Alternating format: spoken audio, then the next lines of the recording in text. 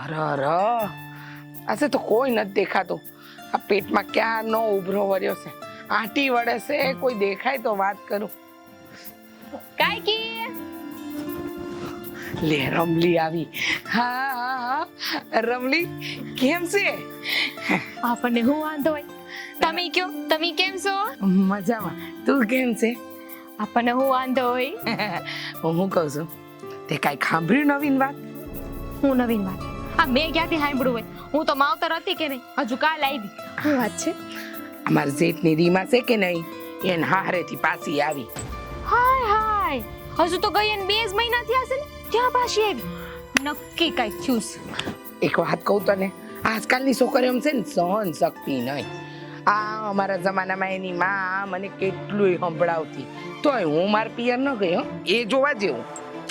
કહેવાય છે ને કે અહીં ના કર્યા અહીં જ ભોગવવા પડ્યા. અહીં નહીં તો એની દીકરી. ઈજ તો ઈ જ વાત છે. આ જો મારી હારે જે મારી જેઠાણીએ કર્યું ને એ એની દીકરી ભોગવી રહી છે. બીજું હું? તો થાય, ઈ તો થાય. હા આ નકામી વાતો બંધ કરો ને ઘરના કામ કરો. અમે અમારું કામ જ કરી. આ તમે કયો કે તમે હું જણાવવા આવ્યા છો? જો એમાં એવું છે ને કે આ રીમા છે કે નહીં, એ પાછી આવીને તો મને મારા જેઠની ઉપાધિ થાય છે. બિચારા મારા જેઠ શું કરશે? આખું ગામ વાતો કરશે. અરે આ ઘરની વાતો ઘરમાં રાખો, મુકામાં મુગાડી કરો છો. હવે તમે તો એમ વાત કરો છો કે તમે કેમ એમના ઘરના હોય? આ ઘરનો ભલે ન હો પણ ગામનો તો શું ને, અને એ આ ગામની દીકરી કહેવાય, એની વાતો ના કરે. હા હા મહલા તારી વાત સાચી છે, પણ આ તો ઉપાધિ થતી હતી અને આમ દુઃખ થતું હતું ને ત્યાં રમલી આગળ મેં મારું હૈયું ઠાલવ્યું. બાકી મને ક્યાં પંચાયત કરવાની ટેવ છે? હાલો હાલો આ ઘર બેડા થાવ. એ થાઉં, તું તારા કામે જા.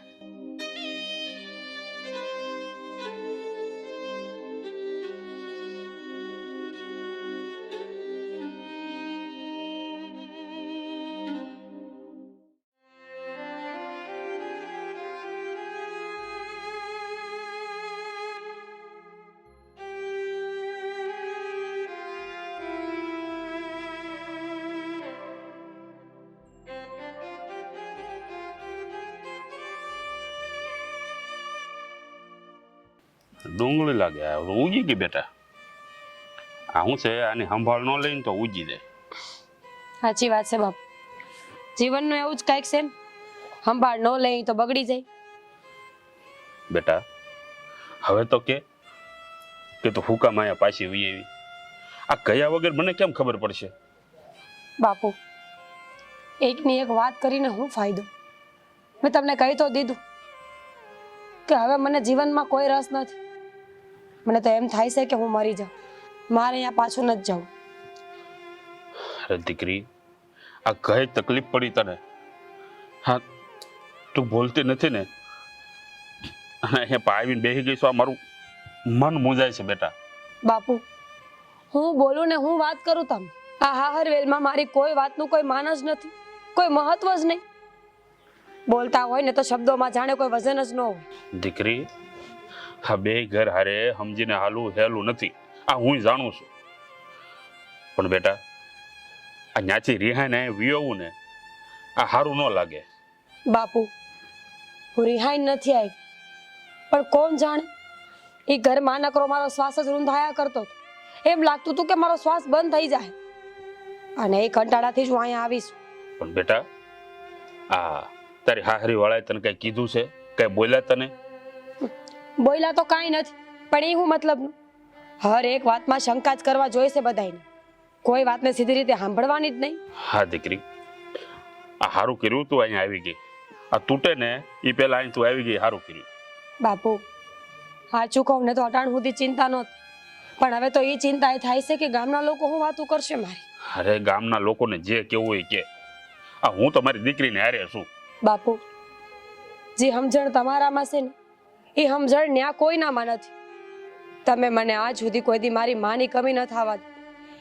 એકલા પડને મને આવડી મોટી કરીશ ને હું ન્યા જાઉં ને તો પડે પડ મને તમારા બેયની યાદ આવે છે. હા દીકરી, તું તારે જે એટલું અહીંયા રહેવું એટલું રહે. આ તારો બાપ હજી જીવે છે હો, બિલકુલ મૂંઝાતી નહીં.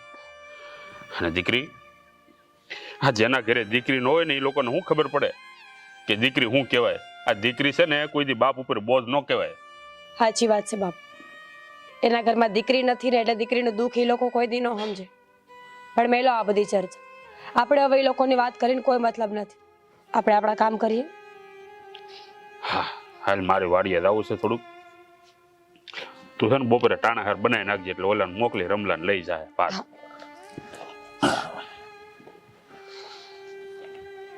ડેલો દેતા જાજો. હા બેટા.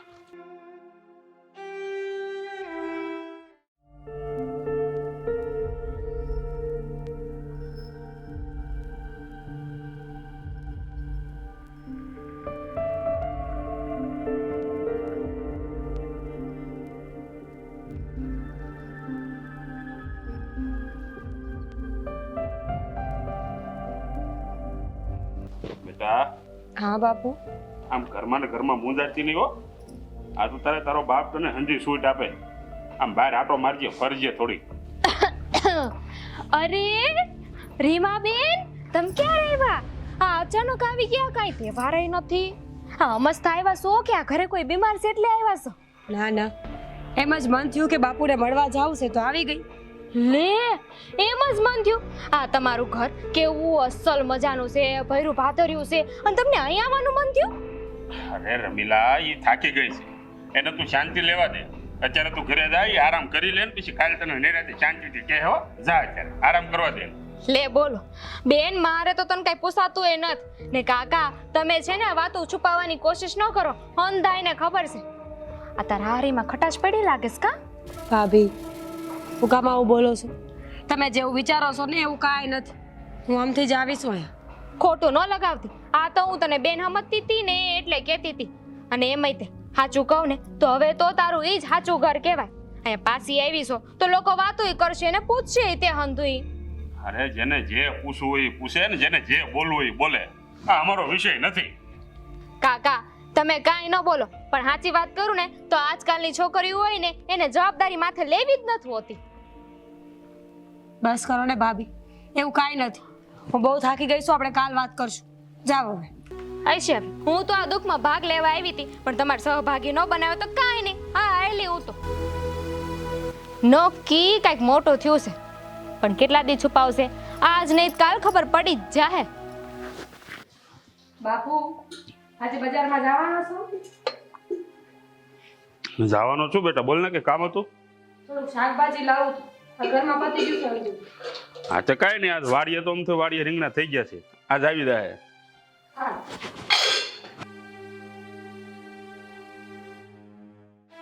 મોટા ભાઈ, મોઢે એટલે કે ગામના મોઢે સાંભળ્યું કે રીમા હાહરેથી પાછી આવી છે? તે હું લાવ્યા આ ડબ્બામાં?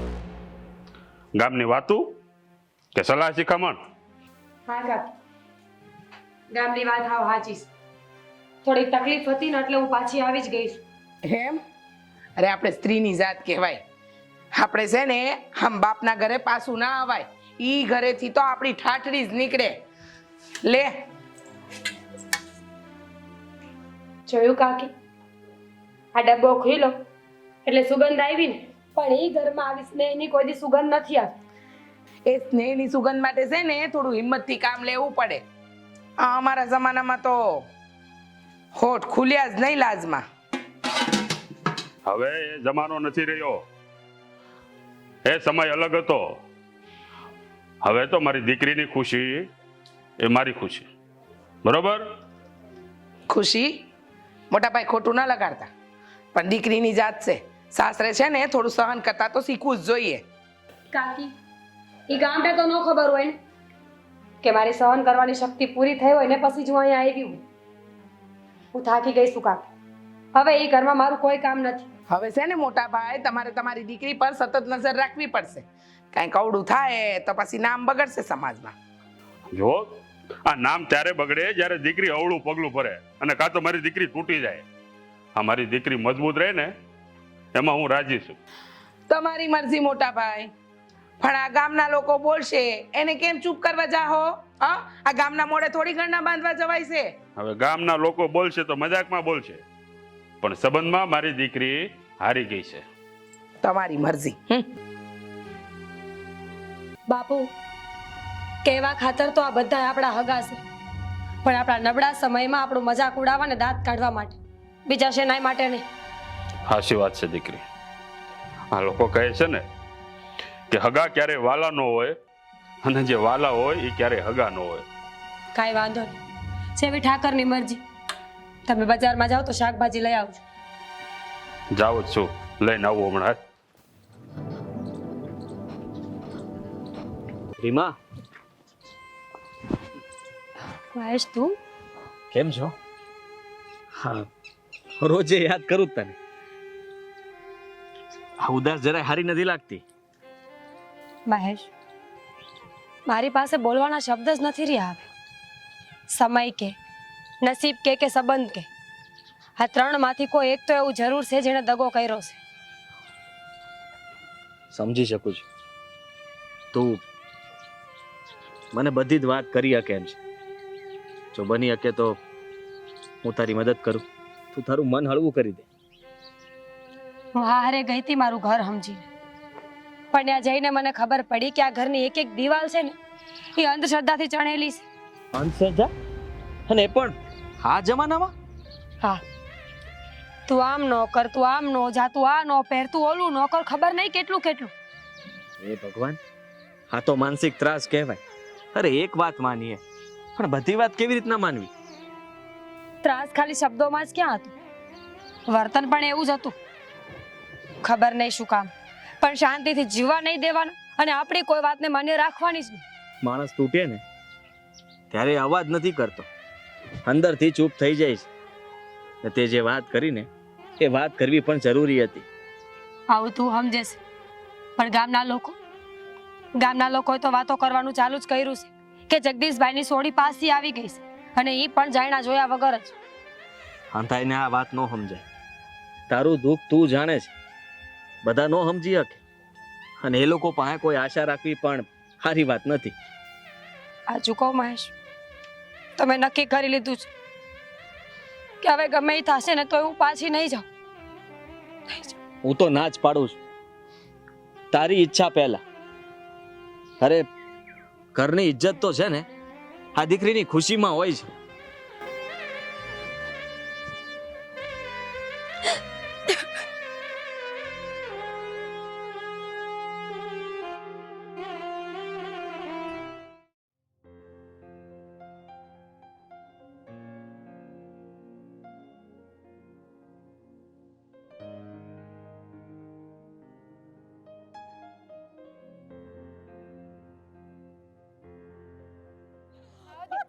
કેટલી ભૂંડી લાગતી હતી ખબર છે? આ આખું ગામ એને જોતા હતા, બધી ઉછળી ઉછળીને ડાન્સ કરતી હતી. કેવી લાગતી હતી? હા તો, અને પછી લાલ કલરની તો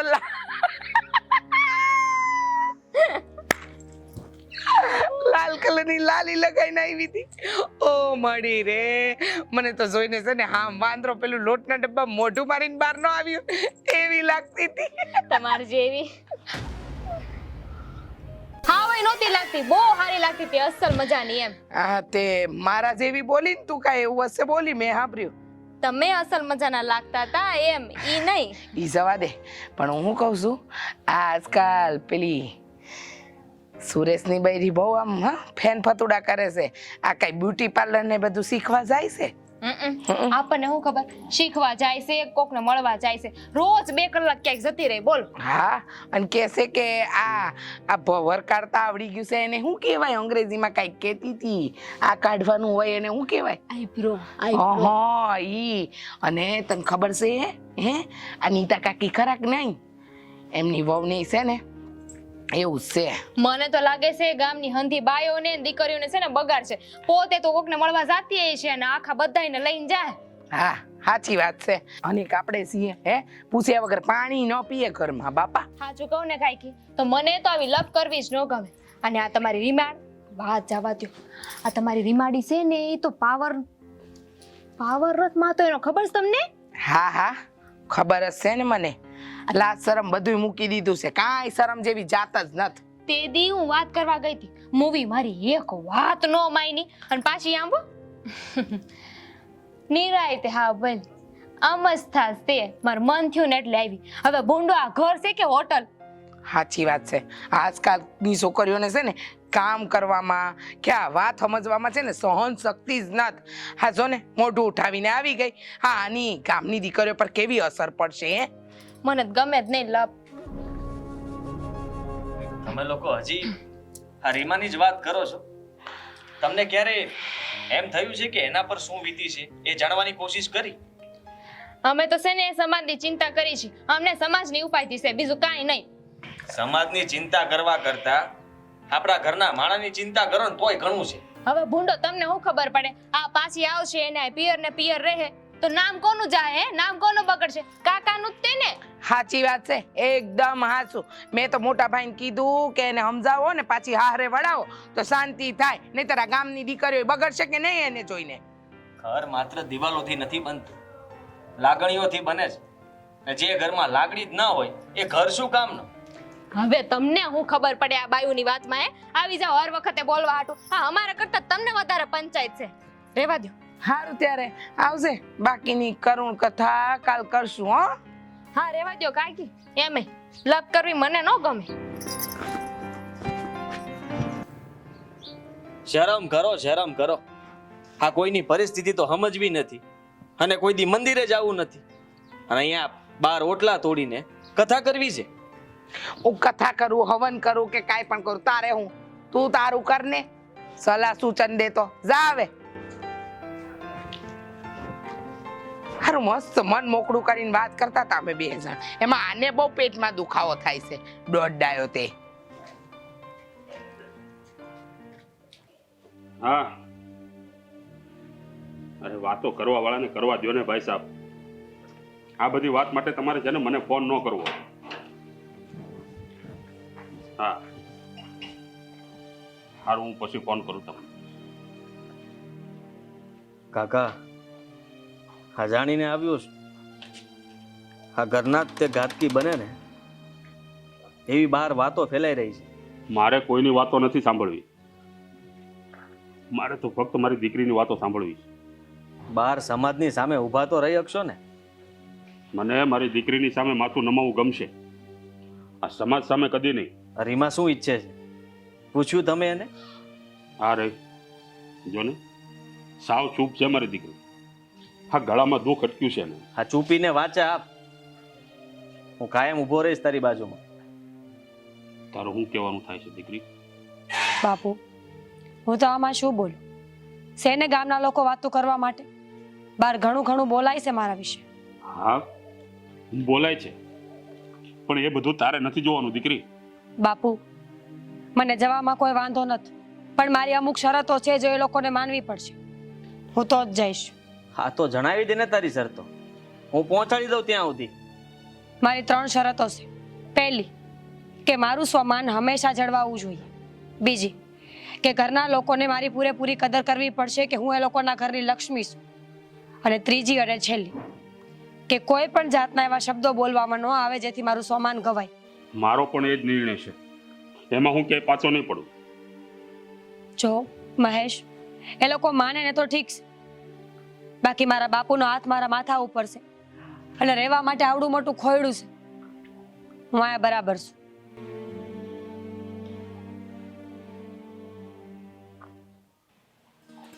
દીકરી, આજે પહેલી વાર તે પોતાની જાતને ન્યાય આપ્યો છે.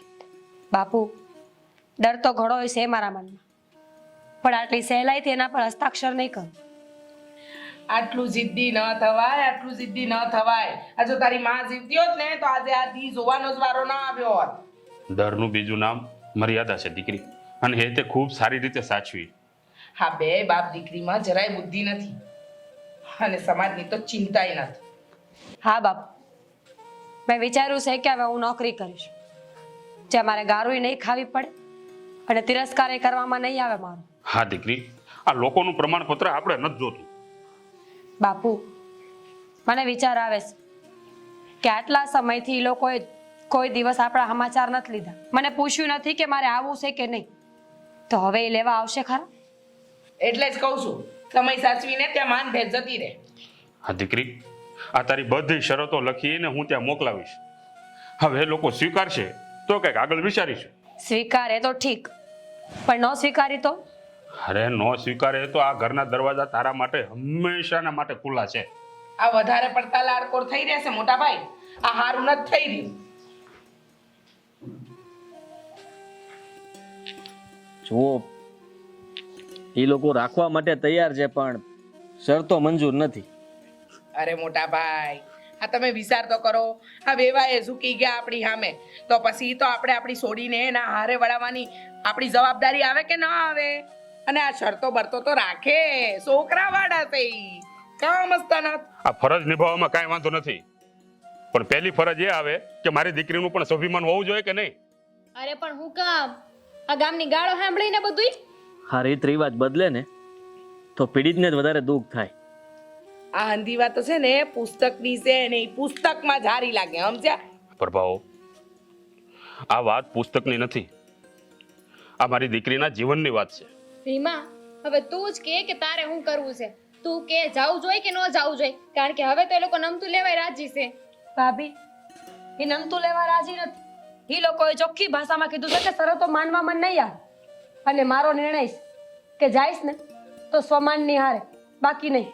હા તે છે ને સ્વમાનને માન દેવા કઈ અહીંયા ઘરે નહીં આવે, એના માટે ત્યાં જાવું તો પડશે જ. માનું શું કાકી કે સ્વમાન મેળવવા માટે મારે ત્યાં જવું પડશે, પણ પહેલા જે મારું અપમાન કરવામાં આવ્યું છે એની કિંમત કોણ ચૂકવશે? શરતો સ્પષ્ટ છે, તું અહીંયા રહે. અને જેનાથી નામ બગડે ને એવા કામ કંઈ કરવા નથી. કાકા, તમારી વાત તો સાચી લાગે છે કે આ સ્ત્રીઓએ છે ને પોતાના સ્વમાન માટે પહેલા વિચારવું જ જોઈએ. હા બરાબર છે, પણ હું તારી વાતથી છે ને અસહમત છું. જો આવું જ બધા વિચારે ને તો કોઈનું ઘર હાલે જ નહીં, બધા હંધાય પોતપોતાનું જ વિચારે. આ પિયરિયું છે ને દીકરીનું કવચ છે, આ સમાજની સામે ઉગામવાનું શસ્ત્ર નથી. અને જો બાપ જ આશરો ન આપે તો આ દીકરીઓ જાય ક્યાં? કાકી, હું એ લોકો પાસે બીજું કાંઈ નથી માંગતી, પણ હું ત્યાં હારે ગઈ હોય તો મને સ્વમાનની આશા તો હોય કે નહીં? હા સાચી વાત છે. બાકી આ પ્રભા કાકી જેવા ઈ તો આપણને હંધાઈને ધોઈને ખાઈ જાય. અલી એ તું તો મારી નાવડી ડૂબાડવા બેઠી છે. મારે હું તમારે જે કરવું એ કરો, મારા બાપાને કેટલા ટકા લેવા દેવા. જોવો, આ હંધાઈમાં છે ને મારો કોઈ વાંક નથી. આ પ્રભા કાકી આવીને જ મને હંધું એ કહેતા હતા, એટલે હું તો બોલતી હતી.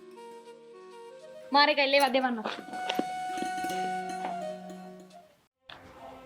દીકરી, આ જો તારા નાનપણનો ફોટો, મારી આંગળી પકડીને ઊભી છે તું. બાપુ, હવે હું નિર્ણય લખી દઉં કે નહીં? જો ને, આ ફોટામાં જેમ તમે મારી આંગળી પકડી છે ને એમ ત્યાં મારો હાથ કોઈએ ન પકડ્યો. હા લખ દીધું.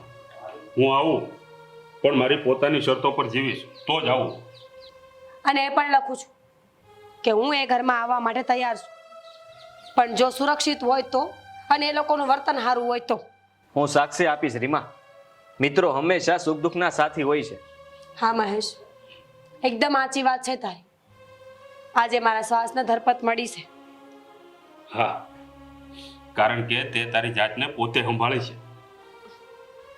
હા બાપુ, અને આગળ જો હું ડગમગું ને તો તમે મને રાહ ચીંધાડજો.